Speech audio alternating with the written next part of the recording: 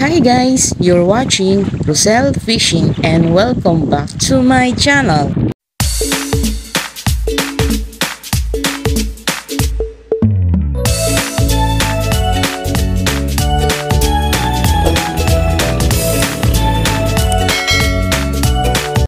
Ayan mga idol, magandang umaga po sa lahat. Hila na tayo. Medyo mahina mga idol yung mga unang hila natin. Talagang pira-piraso lang. Tapos sumabay pa tong si hanging bagat na may malalaking gulong at yung malakas na agos. Kaya talagang tindi ng pahirap na nararanasan ni Oshino. Pero ang kagandahan po doon, kahit mahina yung huli natin, pag pinagsama-sama po natin yan, ay malaki na po yung magiging partisipasyon niyan para magkaroon tayo ng magandang ibebenta sa konsignasyon. Malalaman natin yan mamaya pagbara po natin at pagkatapos na magtanggal at isasama namin kayo papunta ng konsignasyon. Kahit hindi po ako porsyadong humihila, nakikita ko dun sa reaction ng mukha ni Oshino ko yung hindi talaga nung pahirap na kanyang dinadanas na to dahil nga malakas yung agos, malalim tong pinag-arayan nitong ating lambat, kaya napakahirap po talagang hilahin paakyat dito sa bangka natin yung ating lambat na naka-area na yan.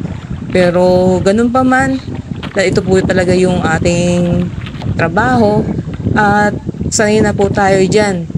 Lalo na kapag ganyang may malakas na agos. Nga lang, ingat pa rin dahil nga may posibilidad dyan na masiraan tayo ng lambat. Yung mga lawayan natin na ulubid, baka mapatid or maputol. Pagka kasi ganito idol na dumating na itong malakas na agos na to, sa pag-aarya pa lang ay malaking pahirap na. Kaya kami, ginagawa namin, talagang dumidistansya kami dun sa mga kasama nating mangingisda na nakaka-area na. Dahil may posibilidad yan na dumampi tayo dun sa lambat nila or umabot tayo. Ang mangyayari nun, magkakasiraan tayo ng lambat. So yun po yun lagi namin iniiwasan. Yung maperwisyo at makaperwisyo po kami. Ayaw po nating maperwisyo or makaperwisyo dahil alam po natin or batid natin na sobrang mahal po talaga ng materyales ng lambat ngayon kapag bubuo ka ng bagong lambat. Napakahirap po talagang bunuin ng pambili nun. Kaya kailangan talaga iba yung pag-iingat both side. Dahil dito po sa larangan ng ating hanap buhay bilang isang mangingisda, maswerte ka na po kung araw-araw ay mayroon kang magandang kita or magandang huli. Yun, pinagpala ka na nun. Talagang napakasarap po sa pakiramdam. Pero kadalasan po talaga, walang huling na ibebenta at wala tayong maiuwi kundi pang ulam lamang. Dito po sa ginagawa nating paglaot na to, talagang doble sipag po at pagkitsaga yung ating baon sa tuwing tayo ipapalaot. Dahil sa umaga pa lang, madaling araw pa lang ay gigising na tayo ng maaga. Pagdating sa bangka, preparasyon para sa paglaot hanggang sa pag-aarya ng ating lambat. At pag naka-aarya naman, maghihintay pa tayo ng 2 oras mahigit doon bago natin hilahin yung ating lambat. At doon makikita natin sa ating paghila kung maganda ba yung resulta ng ating laot na yon. At kung maganda naman po yung magiging resulta, talagang wala po talagang pagsidlan. Ang saya na nararamdaman ng bawat isa. Hindi po natin ramdam yung pagod nun kapag maganda po yung resulta ng ating hinihilang lambat bakit dito sa ating bangka. Kaya sa lahat po ng mga kapwa namin mangingisda, saludo po kami sa inyong ginagawang pagkataguyod sa inyong pamilya. Ramdam po namin lahat ng mga pinagdadaanan nyo dahil kaisa po namin kayo. Diyan po ba sa inyo mga idol, kumusta po ang inyong palaot dyan? Malakas din po ba yung agos dyan sa inyo? At ano po yung hanging umiiral? Dito po talaga ay malakas si hanging bagat na may makasama pang malaking gulong. Sumabay pa tong malakas na agos na to.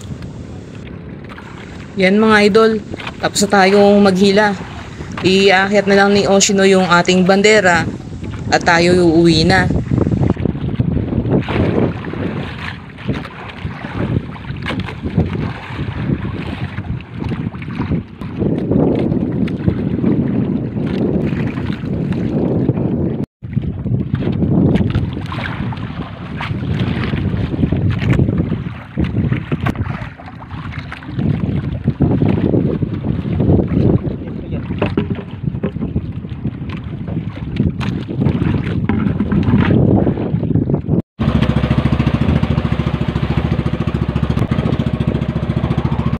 So ayan mga idol, pauwi na rin po tayo. Ayan, habang nananakbo tayo, kahit paano ay nakakapagpahinga po tayo. Dahil once na dumating na tayo sa ating barahan, ang aatupagin naman natin nun ay ang pagtatanggal sa ating lambat. Sa pagtatanggal naman ng tinga dun sa ating lambat ay kumukonsumo din po tayo ng malaking oras. Lalo na nakadepende po yun kung marami tayong tatanggalin sa ating lambat. Pero pagka konti lang, sandali po yun tapos tayo. At kung puro mga hipon naman yung tinga natin, napakadali pong tanggalin nun sa ating lambat.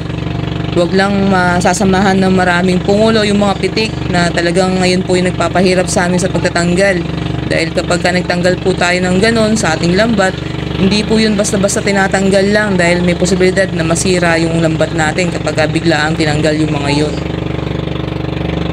Ayan mga idol, nakalusot na po tayo sa ilalim ng tulay ng pier. Palatandaan po na malapit na kami dito sa aming barahan. Mabuti na lang mga idol at malaki yung tubig ng pag-uwi natin. So hindi na tayo mahihirapan masyado sa mahabang tulakin. Tutulak na lang natin yung bangka natin papunta doon sa barahan ng mismong bangka natin. Ayan mga idol, nandito na tayo sa ating barahan. Tatanggal naman tayo nito pagkabara natin.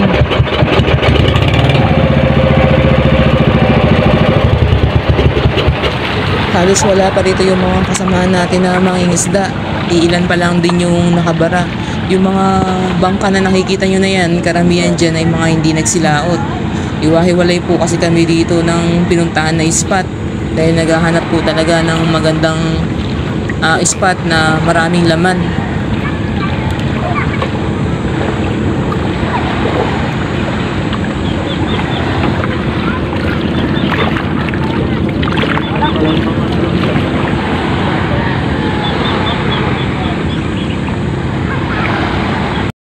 At yan na nga po, tapos na tayo magtanggal. Mga idol, dahil may kaibigan tayong dumating, bibigyan natin siya ng alimasag. Bali yan yung huli nating alimasag. At ito naman yung ating mga hipon. So, puro hipon lahat yan. Tatlong klase pa rin mga idol. Ito yung ating pinakananay niya. Yan yung ating sugpo. Ito yung ating tigas. Yan yung ang laki, buhay pa yan. At ito yung ating mga puti or yung tunay. Ayan, so lahat yan puro hipon. Ayan. So time check, it's now 8:55 in the morning. Ayan, halos lahat mga patapos na rin magtanggal. Ayan. Mga idol, ito, tapos na tayo magtanggal at samahan nyo kami magpunta ng konsignasyon. So yan, papakilo tayo. Tingnan natin kung makakailang kilo ba tayo. Ayan mga idol, nandito na tayo ngayon sa konsignasyon at isosort na itong ating mga huli. Ayan, yung awa ko na to ay blue crabs na lalaki. Ang lalaki nila. At itong isa naman na to ay blue crabs na babae. Kapag nandito na tayo sa konsignasyon, ang kauna-una ang ginagawa dito ay isosort lahat ng ating mga huli. Hindi po tayo basta-basta sasalang lang sa kiluan or kikiluin kaagad yung dala nating mga huli. Kasi marami po tayong sari-saring mga huli, may hipon, may alimasag, minsan meron pang mga isda at pitik. Pero kami nga, pinabakaw na namin yung mga isda namin at mga pitik at ang ibebenta na lang natin ay itong mga alimasag at mga hipon. At itong mga hipon kasi natin mga idol ay tatlong klase. Kaya tatlong klase din po mga presyo niyan. Hindi sila pare-parehas. Ayan na po. Ayan na mga idol.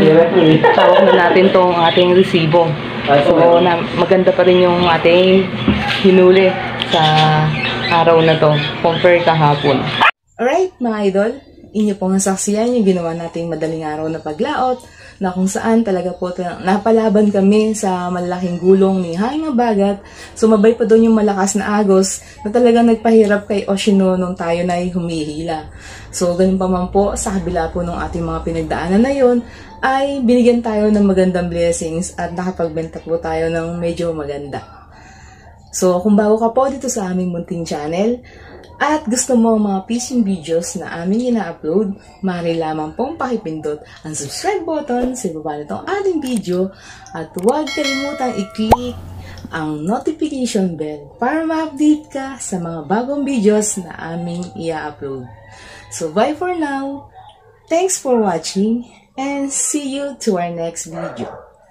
Thank you. Bye-bye.